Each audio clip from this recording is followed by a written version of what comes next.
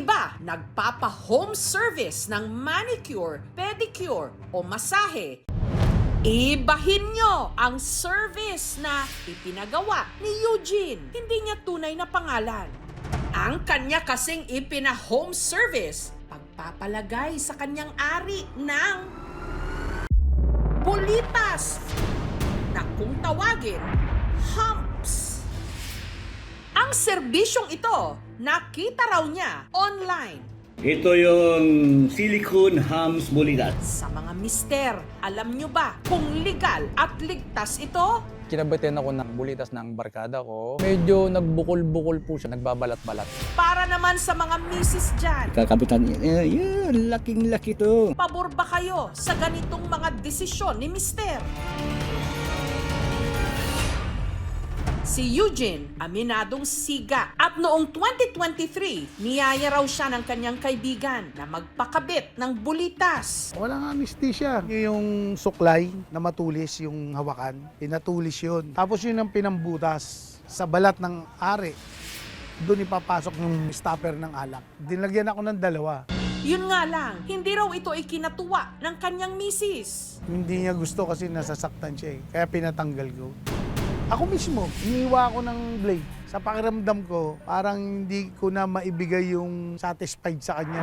Para sa akin, nakakadagdag talaga ng pagkalalaki. Parang ang may sandata eh. Hanggang may napanood daw siyang video online ng isang lalaki na ang iniaalok na serbisyo, paglalagay ng iba't ibang uri ng bulitas sa ari. Bago natin, bagong produkto. Sabi niya sa akin, mura lang sisingilin ko sa'yo. Siningil niya lang ako ng 1.5. Si Eugene muling naengganyo. Nagkita na lang kami sa labas, mga apartel. Ang kanya raw pinalagay yung tinatawag na humps. Ipapasok din yon pero bilog siya para siyang ring. Silicone, kaya hindi siya masakit. Ang kanyang hinire, pro o professional di umano ang datingan. Nagulat ako para siyang doktor. Mayroong box na ganyan. Iwala ako sa kanya kasi nakita ko sa TikTok, dami niya nang ginawa. Gumaling na mga 2 weeks.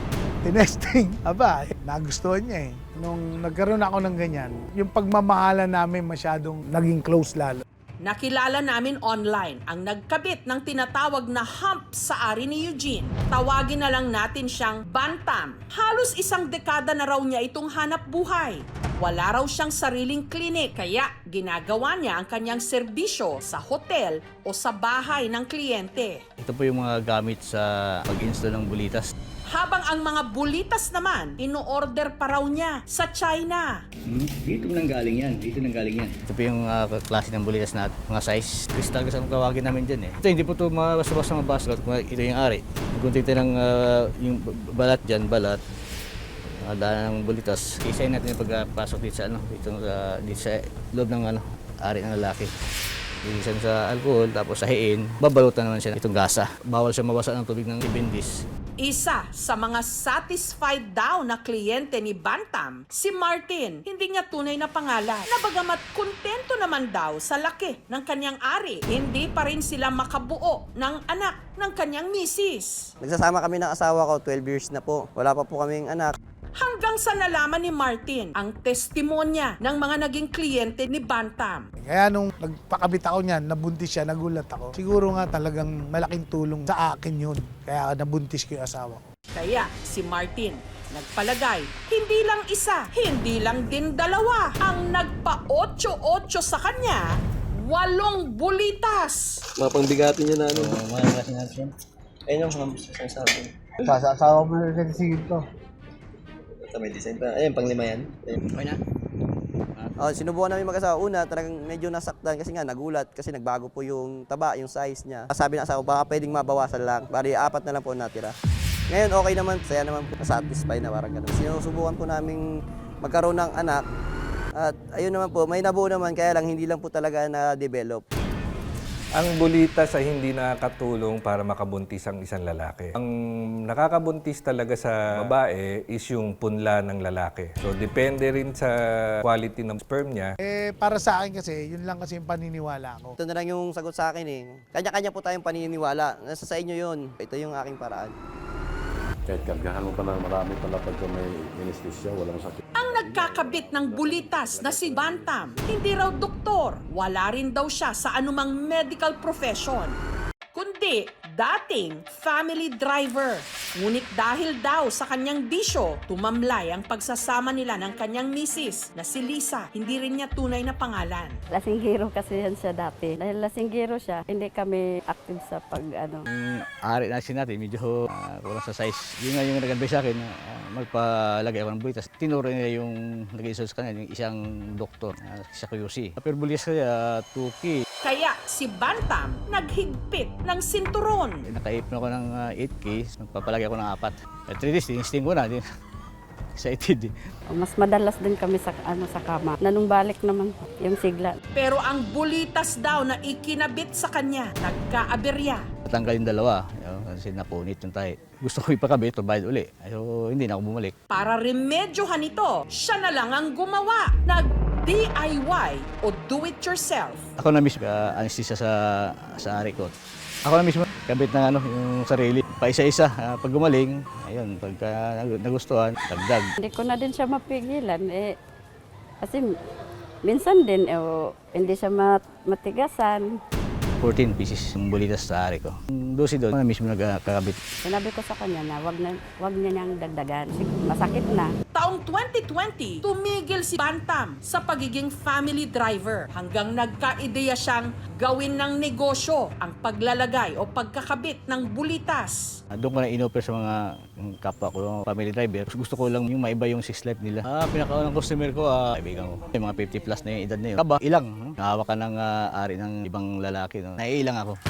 Ipakita natin yung klase ng materials natin. At naisipan pa niyang gawin itong content online para ialok na rin ang kanyang serbisyo. Halos araw-araw na may client ako ng time na yun. Madalas yung security guard, saka yung call center, agent. 62 ang pinakamatanda ko na nilagyan. Yung singil ko doon, presyong sabaw-sabaw lang. 500, 1K, pang anesthesia lang. Ginawa na rin niya home service. Halos naikot ko na yung buong Pilipinas eh. Bawat syudad may GC.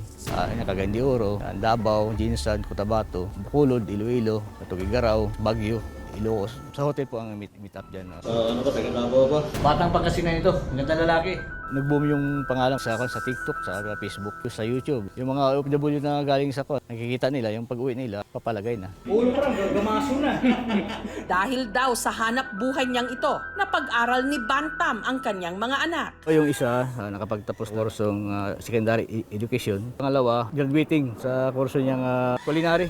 Pero nang sumangguni kami sa isang eksperto, anya ang iniaalok na serbisyo ni Bantam, lubha raw napakadelikado. Madaming komplikasyon na pwede mangyari. Unang-una, yung pagdudugo, lalo na kung mali ang parte ng balat ang pinaglagyan nila. Pangalawa, yung infeksyon. Pwede magkaroon ng erectile dysfunction later on kung talagang sobra ang infection sa ari nila.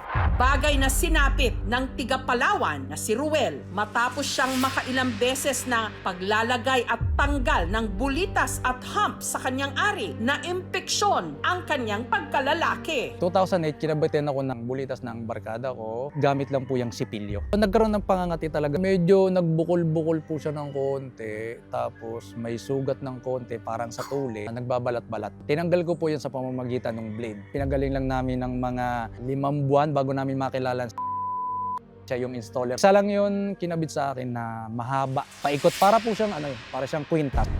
Mas lumala pa raw ito dahil ang minsan niyang inilagay sa kanyang ari, hindi bulitas kundi pinatigas na sealant na nabili niya sa hardware. Meron pong expiration yung sealant na yun. Pag nakikipagtali ka na, yung muscle medyo masakit na. Ang hiling ngayon ni Ruel, tuluyan na itong matanggal. Actually, hindi naman talaga kailangan ito. Huwag na kayong magpalagay. Konting pagkakamali, ang laki ng magiging problema. Plastic man o metal o glass, prone pa rin to sa infection. Sariwa pa yung sugat. Ginamit agad sa pagtatalik, pwede magkaroon ng sexually transmitted infection. Kung grabe talaga yung infection, kailangan mong putulin. Hindi naman talaga to medically advised. Wala naman tong idudulot na mabuti sa pagkalalaki ng isang tao, lalo na sa kanyang sexual performance. So, walang doktor na gumagawa ng paglagay ng bulitas. Ito ay illegal at kinukonsider namin medical malpractice. kung makakasakit dahil sa maling pagproseso, pwede siyang makasuhan din ng mutilation o kaya pwede siyang makasuhan ng serious or less serious physical injury. Yung illegal practice of medicine, 1 to 5 years na pagkakulong. Doon sa less serious physical injury, depende, can ranges from aresto mayor to presyon correctional. Bagamat alam ni Bantam na bawal sa batas ang kanyang ginagawa, ito lang daw ang alam niyang paraan para makaraos sa buhay. Sa loob ng 24 years ako nag-arrive sa pamilya. 20,000 amat. Batang Pangasinan ito, ganda lalaki. Sa Bulitas, yung 20, isang linggo, kuha na eh. 5 years ko nang ginagawa. Pinapatuloy ko na walang nagreklamo. Kaya sinuportahan ko na lang siya. Ay, kaysa magnanakaw. Sabi mo, kesa magnakaw kayo, kaso itong pinasok nyo, illegal din na trabaho. Oo, di mga kaya. Gusto nila eh. Sila naman ang malapit. Pag nakatapos yung anak ko, magpahinga na. May mga ibang lalaki kasi na nagkakaroon ng insecurity sa size ng kanilang genitals. Wala tayong judgment sa mga taong may bulitas. Lahat naman yan personal choice natin. Ang totoong foundation ng isang relationship ay ang pagkakakilanlan nyo sa isa't isa. Ang sex ay pampatapang, kumbaga ng timpla, pero hindi pwedeng mag-survive ang isang relasyon ng puro physical lang. Kailangan kilala mo ang kapartner mo, and more importantly, kailangan meron kang maayos na commitment sa kanya. Hindi lahat ng madaling ipasok dapat subukan, lalo na kung mainit sa batas.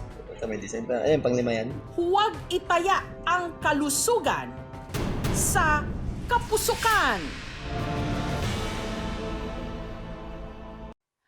Thank you for watching, mga kapuso. Kung nagustuhan niyo po ang videong ito, subscribe na sa GMA Public Affairs YouTube channel.